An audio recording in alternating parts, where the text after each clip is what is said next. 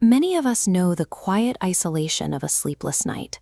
We know the physical tension that settles in the shoulders when anxiety takes hold, and the lingering sting of betrayal that makes it difficult to trust the people around us. We usually try to solve these problems by thinking our way out of them. We map out strategies and calculate risks. Yet this constant mental exertion doesn't actually remove the weight. It only adds a layer of profound, paralyzing exhaustion.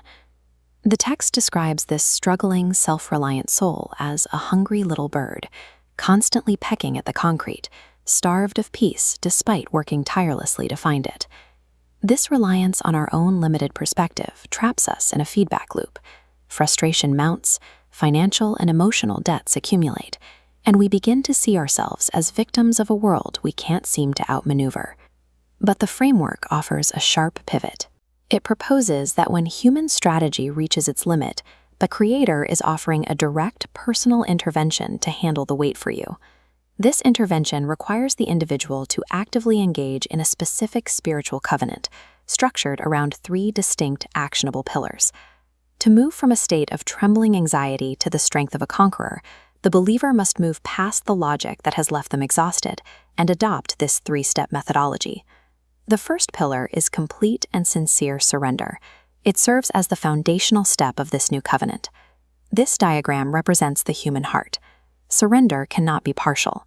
It demands pulling together every fractured piece of your will. When you hand over control, your mind becomes a fixed anchor point. You remain steady while the chaotic storms of emotion pass over you. Once the mind is anchored, the framework requires a second critical shift, the practice of radical gratitude. This involves a strict instruction to actively compile a mental list of all blessings. Crucially, this list must include the difficult moments, the past failures, and the bitter trials that, in hindsight, built the endurance you have today. We can visualize the spiritual mechanism of this gratitude here. It acts as a remedy that dissolves the opaque blindfold of despair, revealing a complex network of provisions and miracles that have been sustaining your life all along. By internalizing total surrender and radical gratitude, the mind is no longer a site of conflict. It becomes a secure vessel, cleared of the noise that previously prevented you from seeing the path forward.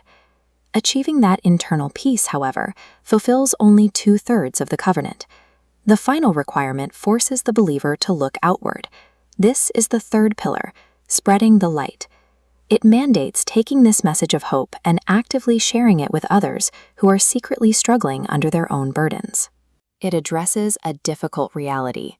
Many people project a calm contentment, but carry immense, invisible suffering in their daily lives. They are waiting for someone to show them a way out. This diagram illustrates the spiritual reciprocity at play.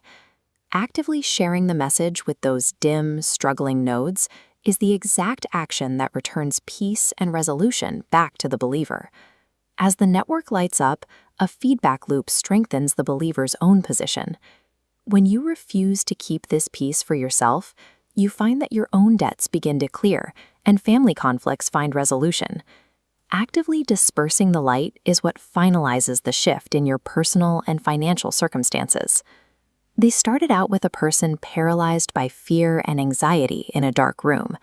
Now we see a believer who walks steadily through the heaviest storms, covered by a protective mantle and entirely untouched by the surrounding chaos. But this new reality comes with a strict requirement, the rule of patience regarding divine timing. The believer must actively resist the urge to rush ahead of the plan.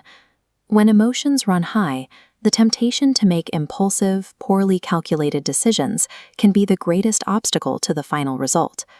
This includes the specific danger of striking hasty deals with false friends out of sheer impatience, actions that only lead back into the cycle of debt and anxiety. If you can hold your ground, you experience a shift in how you see yourself. You no longer view your life as a series of errors, but as the journey of a beloved child moved toward a specific purpose. It is a clear directive to step out of the darkness, recognize your worth to the Creator, and act with the conviction that the outcome has already been decided in your favor. By mastering total surrender, radical gratitude, outward love, and patient trust, the individual finds that the world's afflictions no longer control them. They walk with the strength of one who knows they have already won.